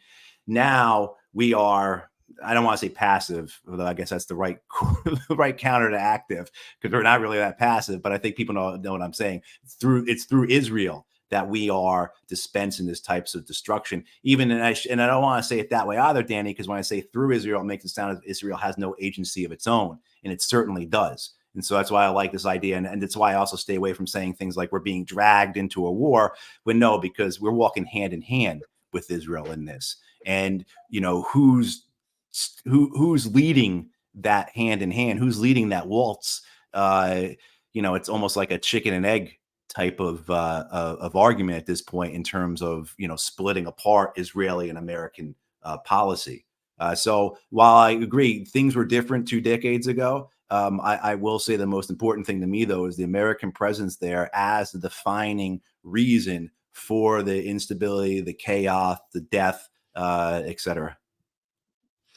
Oh, for sure. For sure. U.S. involvement has not has not necessarily gone away, even though, as you know, Matthew, there has been a strategic shift over the years, which I think took the U.S. side, the neocons, by surprise when Israel decided to go full throttle with its genocidal campaign, because I think the assumption was that West Asia would remain in this kind of stasis for the United States to continue. It would have the presence, the bases, the occupation of Syria, Right. all of this. continue to rattle with Iran, try to contain Iran, and also, of course, Israel can do what it wants on a Right. basis that it had been. But then the genocide kind of changed many things. Yeah, what did Jake So, Sullivan say like the week before October 7th? He had some in some paper he wrote for Foreign Affairs or something, how the Middle East has never been this stable before or something like that. Yeah. yes, like Yeah. right before that, he said, Yep. "Well, the Middle East is kind of off the it's off the radar almost." Right. Was almost what he was assuming, was that the U.S. had won. It was almost like the end of history narrative. Nothing ever will challenge U.S. primacy Right. again.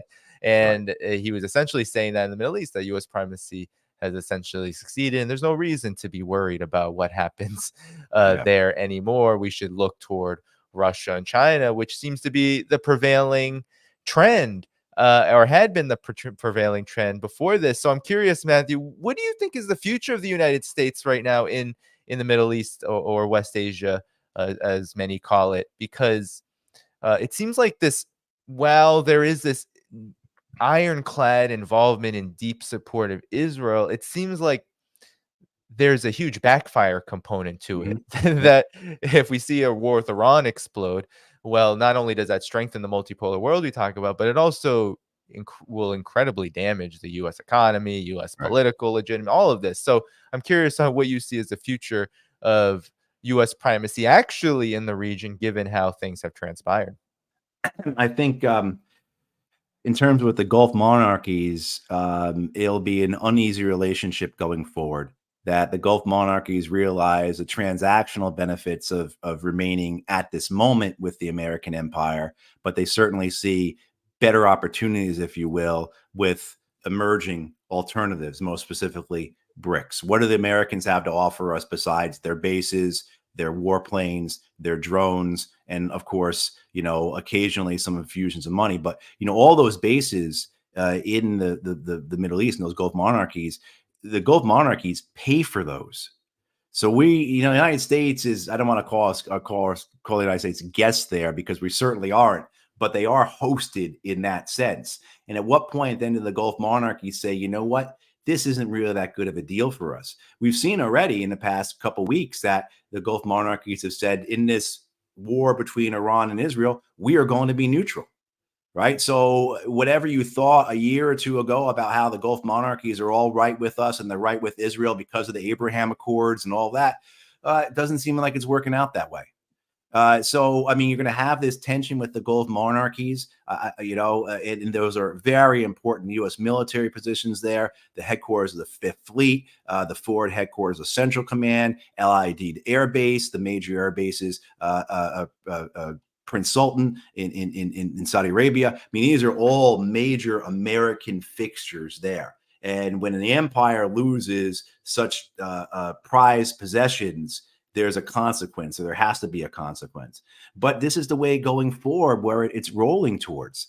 And then the guy spoke briefly about Turkey. I don't know about Jordan. I don't know if how the king gave certainly a rousing, inspired speech at the UN about taking matters into their own hands. He's I don't want to say he's as blusterous as Erdogan is, but he could talk a good game.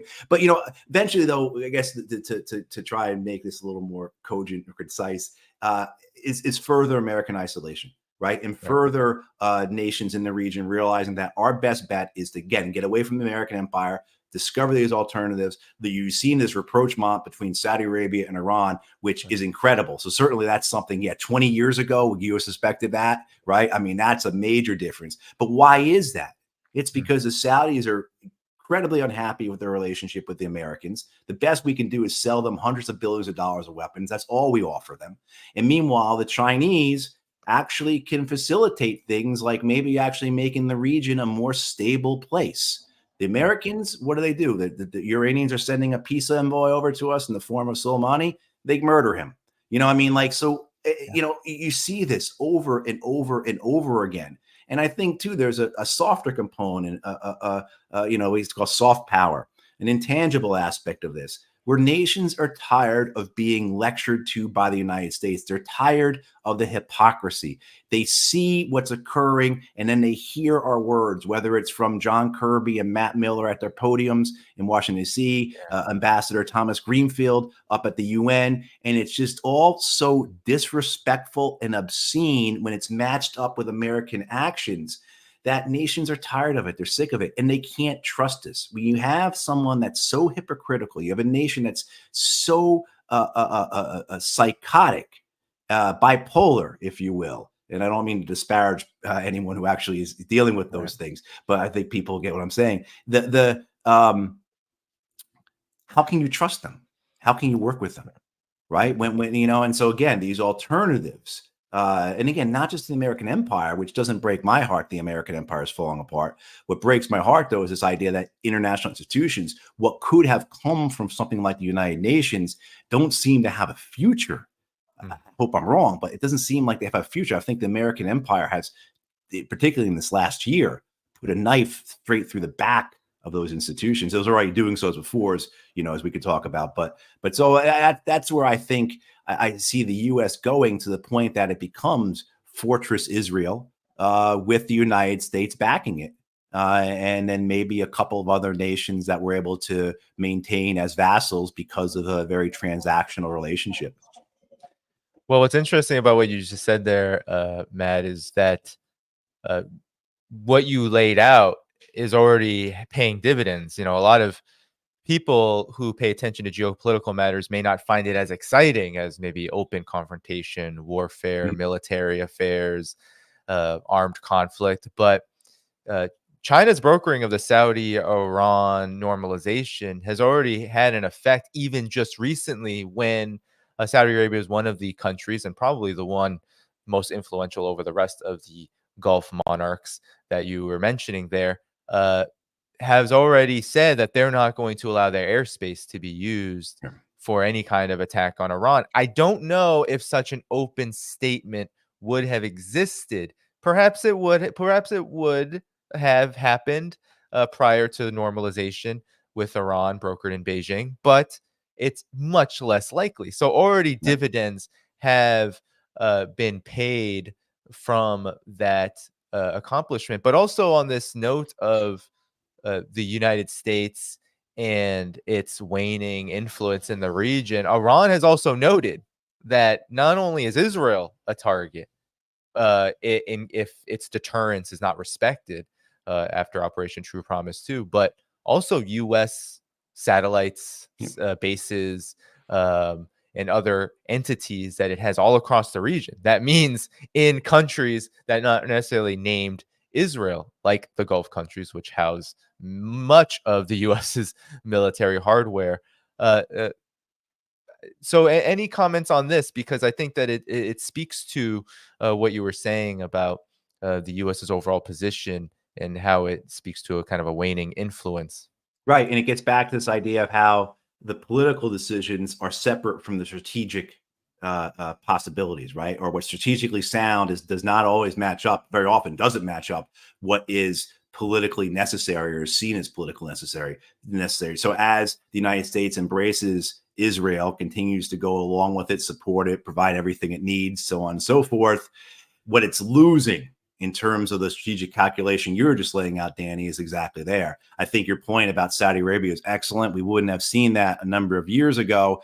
We might have seen it in the sense that the Saudis would say, hey, you can't do this because, one, we don't want to get our people riled up about it, but also more importantly, we don't want the Iranians to bomb the Aramco facilities or something like that, destroy our oil facilities. So it would have been much more it might have been done, but it would have been done in a completely different manner, with a different mood and a different reasoning behind it. But yeah, I mean, the costs of this idea that the short-sightedness of the American policy, again, it comes back to the 2024 election. It comes back to this idea that it's more important for the Democratic Party to stay in the good graces of the Israel lobby than it is for them to actually win the election. As insane as that sounds, as mad as that is, as incomprehensible as it may appear to be, that's what it certainly looks like. And we have to assume that that's the case. And so then you have these policies. And then when you spend the other thing too about, I think, our modern era is that the propaganda, the narrative, right, the media aspects of all this are just as important, if not more important, than the actual events themselves. So what becomes, rather than narrative being informed by policy, our policy is informed by narrative.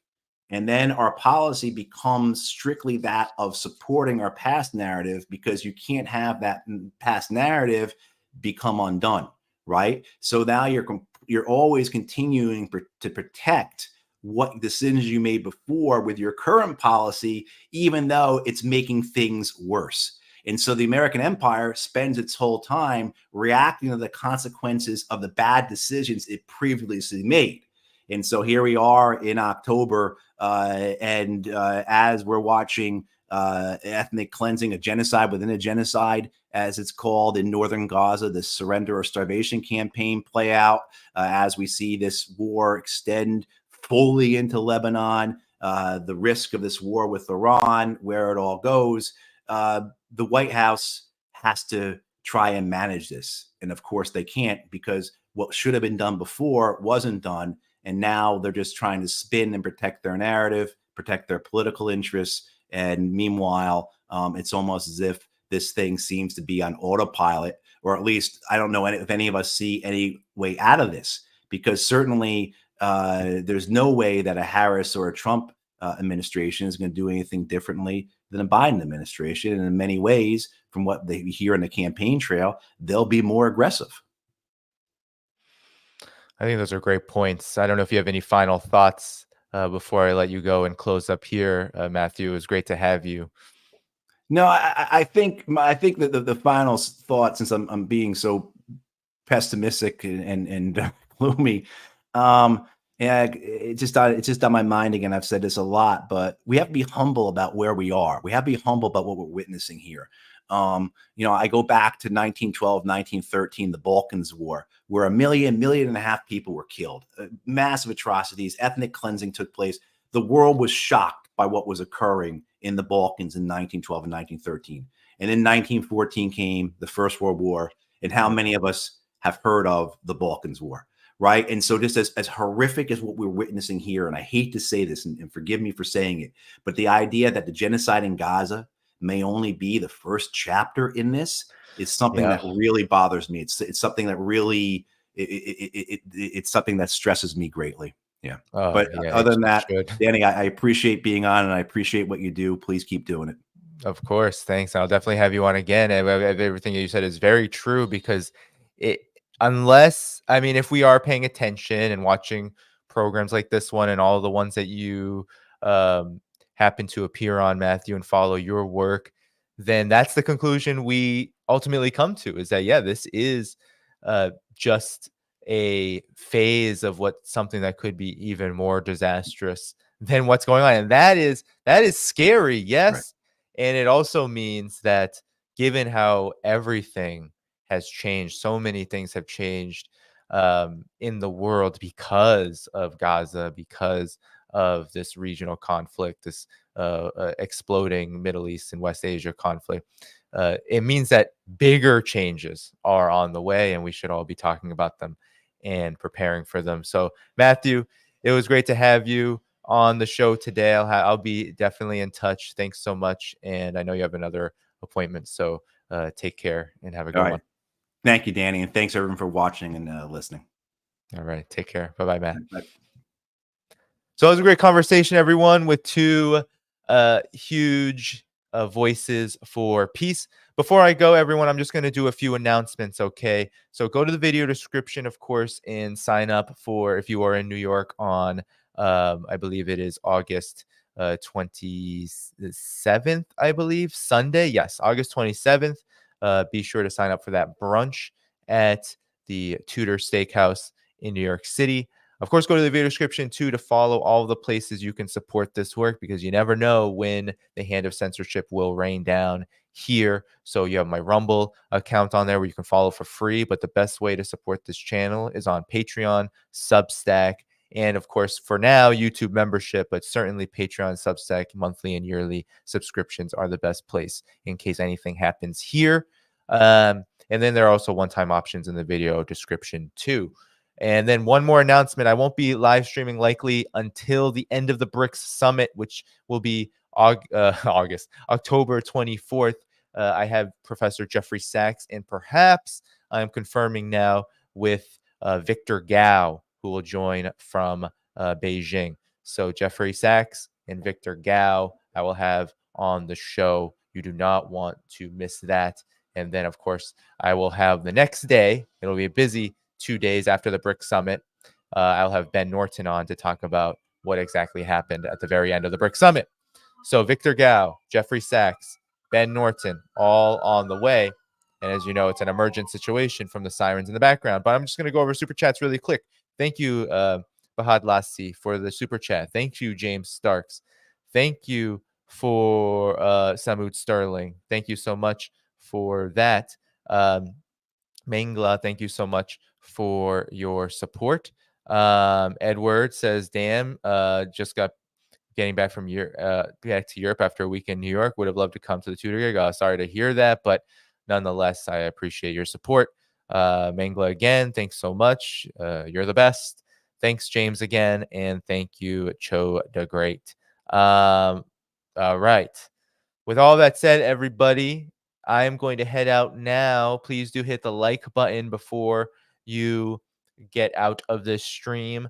Again, the announcements are a week from today, 9 a.m. Eastern. So get ready for an early stream. Professor Jeffrey Sachs and then Victor Gao will be joining afterward. And then the next night, you will see me on with Ben Norton in an evening stream to deliberate on the BRICS Summit and other developments as well. Those are the next 2 streams. They're coming up in a week. Be sure to like the stream. Be sure to support the channel, support my work, rather, in all the ways that you can. Thank you so much for everyone who viewed on Rumble. Thank you so much for everyone who viewed on YouTube. Thank you so much to everyone who viewed on Rockfin. Take care, and I will see you all again soon. Bye-bye.